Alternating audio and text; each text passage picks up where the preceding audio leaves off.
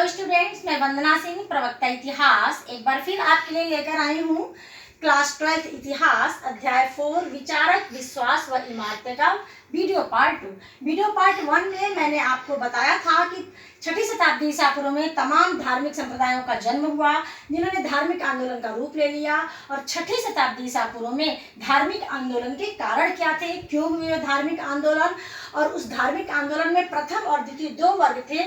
एक वर्ग जो वैदिक धर्म का खुला विरोध कर रहा था और दूसरा वर्ग जो था वो वैदिक धर्म का खुला विरोध ना करके उसी में किसी प्राचीन देवी देवता को मुख्य मानकर एक नए सिद्धांत का प्रतिपादन किया। तो पहले वर्ग में जैन और बौद्ध थे, जिनके बारे में मैंने वीडियो पार्ट 1 में आपको बताया है। और द्वितीय वर्ग के बारे में आज देखते हैं हम।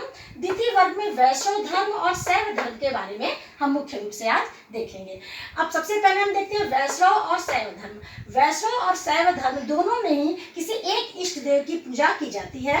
वैष्णव धर्म में किसी एक इष्ट की पूजा की जाती है और शैव धर्म में भी किसी एक इष्ट को मानकर उनकी पूजा की जाती है। और इन दोनों धर्मों में क्या कहा जाता है कि मोक्ष की जो प्राप्ति है वो ईश्वर की भक्ति से होती है। क्या कहा जाता है इन दोनों धर्मों में कि मोक्ष की जो प्राप्ति होती है वो ईश्वर की भक्ति से होती है। और ईश्वर की भक्ति कैसे मिलती है? प्रेम से, श्रद्धा से, और पूरी तरह से अपने आप को समर्पित कर देना ईश्वर को। इससे ईश्वर खुश हो जाता है, प्रसन्न हो जाता है और हमें मोक्ष की प्राप्ति होती है। यानी प्रेम और समर्पण की बातें कही गई हैं दोनों ही संप्रदायों में कि प्रेम और समर्पण से भक्ति मिलती है और भक्ति से हमें मोक्ष की प्राप्ति मिलती है, ईश्वर की कृपा मिलती है। तो इन दोनों संप्रदाय में ये बातें कही गई हैं। अब इसके पश्चात हम जो मुख्य रूप से देखेंगे, अब इस समय यहाँ पे वैष्णव धर्म के बारे में। अब देखिए वैष्णव धर्म, सबसे पहले देखेंगे हम वैष्णव धर्म। वैष्णव धर्म इस धर्म का मूल तत्व, यानी इस धर्म का, वैष्णव धर्म का मूल तत्व क्या है? भागवत गीता में संग्रहित है। भागवत गीता में जो भी बातें कही गई हैं मूल तत्व उसी में है। वैष्णव धर्म का प्रमुख आधार भागवत धर्म ही का वासुदेव संप्रदाय है। देखिए जो वैष्णव धर्म का उद्भव हुआ, एक तरह से जो उसका मुख्य आधार है वो भागवत धर्म का वासुदेव संप्रदाय है। वासुदेव कृष्ण को वैदिक देवता विष्णु का ही एक रूप माना गया है। क्या कहा गया कि वासुदेव कृष्ण क्या है? जो वैदिक देवता विष्णु थे उनका ही एक रूप है। अब वैष्णव धर्म की एक खास विशेषता देखिए, अवतारवाद। वैष्णव धर्म की खास विशेषता क्या है? अवतारवाद। यानी वैष्णव धर्म में ये कहा जाता है कि जब जब पृथ्वी पे बहुत ज़्यादा अत्याचार बढ़ जाता है, बहुत ज़्यादा पृथ्वी पे आतंक बढ़ जाता है, उस समय ईश्वर जो है अवतार के रूप में पृथ्वी पर पैदा होते हैं और इस आतंक को और इस अत्याचार को नष्ट करते हैं। तो अवतारवाद में 10 अवतार बताया गया है भगवान का। रामा अवतार, परशुराम, राम और बुद्ध अवतार, इसके साथ साथ आपका नरसिंह अवतार, वाराह अवतार, ये तमाम 10 अवतार बताए गए हैं अवतारवाद में। ये कहा गया है कि जब जब पृथ्वी पे बहुत ज़्यादा अत्याचार होता है तो ईश्वर जो है अवतार के रूप में पृथ्वी पे मनुष्य के रूप में पैदा होते हैं और यहाँ के अत्याचार को वो नष्ट करते हैं। लगभग 4ठी शताब्दी ईस्वी में विष्णु की पत्नी के रूप में भी किसको पूजा जाने लगा? लक्ष्मी अथवा श्री की पूजा की जाने लगी। अब देखिए कि वैष्णव धर्म में किसकी पूजा की जाती है? मुख्य रूप से ये विष्णु की पूजा की जाती है। इसमें देखिए मुख्य रूप से किसकी पूजा की जाती है वैष्णव धर्म में? विष्णु भगवान। तो सबसे पहले हमें जानना जरूरी है कि वैष्णव धर्म में किस देवता की पूजा की जाती है? विष्णु भगवान की पूजा की जाती है। अवतारवाद इसकी मुख्य विशेषता है। लगभग 4ठी शताब्दी ईस्वी में विष्णु की पत्नी के रूप में लक्ष्मी अथवा श्री की भी पूजा की जाने लगी। यह कहा गया कि जो लक्ष्मी है, श्री है, इनकी पूजा करने से घर में धन और संपत्ति आती है और समृद्धि बढ़ती है। धीरे धीरे वैष्णव धर्म का प्रचार दक्षिण भारत में भी फैलता गया और लास्ट में ये काफी दक्षिण भारत में वैष्णव धर्म जो है लोकप्रिय हो गया। और वैष्णव धर्म वहाँ पे दक्षिण में वैष्णव संत जो है, वैष्णव संतों को क्या कहा गया? अलवार कहा गया। तो इस तरह हम देखें वैष्णव धर्म को। वैष्णव धर्म में मोक्ष की प्राप्ति के लिए क्या कहा जाता है? मोक्ष की प्राप्ति कैसे होती है? ईश्वर की कृपा से। और ईश्वर की कृपा कब होती है? जब हम भक्ति करेंगे। और भक्ति कैसे होती है? पूरी तरह प्रेम और समर्पण से भक्ति होती है। जैसे हम ईश्वर से बहुत ज़्यादा भक्ति करेंगे, प्रेम करेंगे, अपने आप को पूरी तरह समर्पित कर देंगे तो ईश्वर की कृपा हम पे होएगी और ईश्वर की कृपा से क्या होगा? मोक्ष की प्राप्ति होती है। वैष्णव धर्म का मूल आधार क्या है? भागवत धर्म का वासुदेव संप्रदाय है। और इसमें देखते हैं वैष्णव धर्म में पूजा किसकी की जाती है? भगवान विष्णु की पूजा की जाती है। 4ठी शताब्दी ईस्वी में देखते हैं कि विष्णु की पत्नी के रूप में लक्ष्मी की भी पूजा की जाने लगी। अब धीरे धीरे इसका प्रसार दक्षिण भारत में भी हो गया और दक्षिण भारत में जो संत थे, वैष्णव संत थे, उन्हें क्या कहा गया? अलवार कहा गया। वैष्णव धर्म के पश्चात हम इसी श्रृंखला में द्वितीय वर्ग में शैव धर्म को देखेंगे।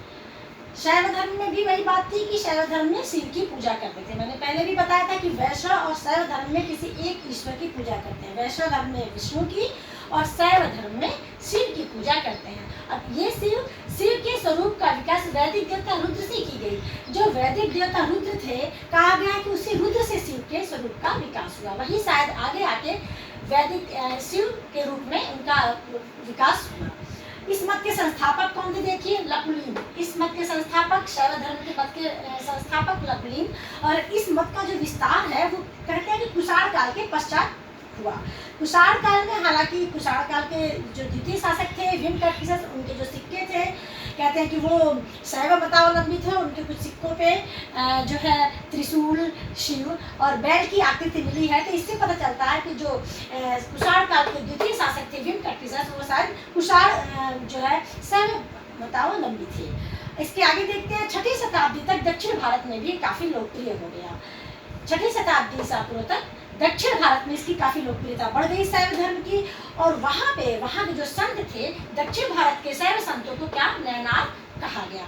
आप देख रहे हैं कि कुषाण काल के पश्चात ये तेजी से बढ़ा शैव धर्म, और जो वैष्णव धर्म था वो गुप्त काल में अपने चरमोत्कर्ष पे था। यहाँ तक कि जो गुप्त शासक थे उनका राज चिन्ह गरुड़ था, और उनकी जो है उनके सिक्कों पर गरुड़ और विश्व से संबंधित आकृतियां, चक्र वगैरह उनके सिक्कों पर दिखलाई पड़ती हैं। तो पता चलता है कि वो जो गुप्त शासक जो है इसी धर्म को, वैष्णव धर्म को मानने वाले थे, और वैष्णव धर्म उस समय गुप्त काल में अपने चरमोत्कर्ष पे था। शैव धर्म का विस्तार जो है कुषाण काल के पश्चात हुआ। 6ठी शताब्दी ईसा पूर्व तक दक्षिण भारत में भी काफी लोकप्रिय हो गया, और शैव संतों को दक्षिण भारत में नैनार कहा गया। गुप्तोत्तर काल में शिव उपासना का विस्तार, वही गुप्तोत्तर, क्योंकि गुप्त काल में क्या था कि वैष्णव धर्म चल तो दोनों रहे थे, लेकिन वैष्णव धर्म अपने चरमोत्कर्ष पे था। लेकिन गुप्त काल के पश्चात शिव उपासना का जो विस्तार था, शैव धर्म का विस्तार, वो तेजी से हुआ। इसके बाद हम आपको भौतिक नियतवाद और भौतिकवाद के बारे में भी संक्षेप में बताएंगे। देखते हैं, वैष्णव और शैव धर्म के बाद कुछ और संप्रदाय थे, जैसे आजीवक या नियतिवाद संप्रदाय, भौतिकवाद संप्रदाय। आजीवक या नियतवादी क्या कहते हैं, जिसके प्रणेता थे मक्खली गोसाल। ये कहते हैं कि सब कुछ भाग्य पे निर्भर करता है। कर्म को वो बिल्कुल कर्म की उपेक्षा करते हैं। कहते हैं कर्म कुछ भी नहीं होता, जो भी भाग्य में होगा, जैसा भी होगा वैसा अपने आप होता जाएगा। यदि भाग्य में कुछ अच्छा होना होगा तो कर्म अपने आप कराता जाएगा। यानी ये कर्म की अपेक्षा भाग्य पे, नियति पे ज्यादा जोर देते हैं। इनके कहने का अर्थ है कि भाग्य, कर्म कुछ भी नहीं होता, यदि भाग्य में हमें मिलना होगा तो अपने आप मिल जाएगा। ये इनका कहना है। किसका? आजीवक या नियतिवाद। जैसा इनका नाम से ही पता चलता है आपको, नियतिवाद, यानी जैसा भाग्य में हमारे लिखा होगा अपने आप वो हो जाएगा। कर्म पे ये कोई कर्म की महत्ता को बिल्कुल ये नकारते हैं। दूसरा है भौतिकवाद। इसके प्रणेता है अजीत केस कंबलिन। अजीत केस कंबलिन का कहना है, अब इनका सुनिए। ये कहते हैं कि दान, पुण्य, यज्ञ, चढ़ावा ऐसा कुछ भी नहीं होता, और ये जो दूसरी दुनिया जैसी कोई चीज़ नहीं है, और मृत्यु होने के बाद ये शरीर पूरे फिर से उसी छित जल पावक गगन से मेरा इसमें विलीन हो जाता है। इसलिए चढ़ावा, दान, पुण्य, पूजा पाठ सब कुछ नहीं होता, इसका कोई अर्थ नहीं है। और इनके बारे में और ज़्यादा जानकारी अभी बहुत ज़्यादा नहीं मिल पाई है ग्रंथों में, तो इनके बारे में हम इतना ही बताते हैं। और इसके पश्चात अब हम नियतवादी, भौतिकवादी विचारधारा की भिन्नता देखेंगे। किससे? उपनिषदों से। अब उपनिषदों की रचना कैसे हुई, किस परिस्थिति में हुई? देखिए, ऋग्वैदिक काल में क्या था कि आर्य जो है प्रकृति की पूजा करते थे। प्रकृति के विभिन्न रूपों में वो देवी देवता की कल्पना करके उसकी पूजा करते थे, और उनका उद्देश्य क्या था? धन, समृद्धि, यश, विजय। इस उद्देश्य से वो प्रकृति की पूजा करते थे। लेकिन जैसे जैसे समय बीतता गया, उत्तर वैदिक काल में क्या हुआ कि अब उनका जो रुझान था दर्शन की तरफ बढ़ने लगा। आर्यों का रुझान अब क्या हो गया? दर्शन की तरफ उनका रुझान बढ़ने लगा, और तार्किक विचारधारा का इस प्रकार प्रादुर्भाव हुआ। तार्किक विचारधारा का प्रादुर्भाव हुआ, इसके परिणाम स्वरूप उपनिषदों की रचना की गई। अब उपनिषदों की संख्या बताई गई है कि 108 है। इसमें कुछ मुख्य उपनिषद ईश, केन, कठ, ईश, केन, कठ, मुंडक, मांडूक्य तमाम है। इसमें हम सबको लिख नहीं सकते, तो 108 उपनिषदें इसमें मुख्य कुछ इस तरह से हैं। तो उपनिषदों की रचना हुई, एक दर्शन था इसमें। इसमें क्या कहा गया, देखिए भौतिकवाद में कहा गया कि इस दुनिया से परे कोई दूसरी दुनिया नहीं है, जबकि देखिए उपनिषदों में कहा गया है कि भौतिक जगत से परे एक परम सत्य है, यानी भौतिक जगत से परे भी एक दूसरी दुनिया है, एक परम सत्य है जो ब्रह्म है। क्या है? जो ब्रह्म है। और संपूर्ण जगत की उत्पत्ति ब्रह्म से हुई है। किससे हुई है संपूर्ण जगत की उत्पत्ति? ब्रह्म से हुई है। इसी से ब्रह्म से ही संपूर्ण जगत की उत्पत्ति होती है और अंत में संपूर्ण जगत ब्रह्म में ही जाके विलीन हो जाता है। ब्रह्म क्या है? सत्य है, अनंत है और चिदानंद है। क्या है ब्रह्म? सत्य है, अनंत है और चिदानंद है। अब आत्मा क्या है? आत्मा इसी ब्रह्म का एक अंश है, जिसका अंतिम उद्देश्य होता है ब्रह्म में विलीन हो जाना, यानी मोक्ष की प्राप्ति हो जाना। अब मोक्ष की प्राप्ति कैसे होगी? मोक्ष की प्राप्ति बताया गया है उपनिषदों में कि आत्मज्ञान और आत्मचिंतन से होती, आत्मज्ञान से होगी। अब आत्मज्ञान कैसे होगा? आत्ममनन और आत्मचिंतन से आत्मज्ञान की प्राप्ति होगी और आत्मज्ञान से हमें मोक्ष की प्राप्ति होगी, ऐसा उपनिषदों में कहा गया है। तो यहाँ पे हम देख रहे हैं कि भौतिकवाद में जहाँ कहा गया है कि नहीं दूसरी दुनिया कोई है ही नहीं, जबकि उपनिषदों में कहा गया कि हाँ जी दूसरी दुनिया भी है और वही परम सत्य है, उसी से संपूर्ण जगत की उत्पत्ति हुई है और उसी हमारी जो मोक्ष की प्राप्ति होती है उसी में आत्मा का विलीन हो जाने का जो उद्देश्य है, जो हम आत्मा उसी परम ब्रह्म का अंश है। और जब आत्मा इस परम ब्रह्म में विलीन हो जाती है तो व्यक्ति को मोक्ष मिलता है, यानी मोक्ष की प्राप्ति होती है। और मोक्ष की प्राप्ति के लिए आत्मज्ञान जरूरी है और आत्मज्ञान के लिए आत्ममनन और आत्मचिंतन जरूरी है। तो यहाँ पर हमने देखा कि उपनिषद और नियतिवाद तथा भौतिकवाद विचारधारा में कितना फर्क है।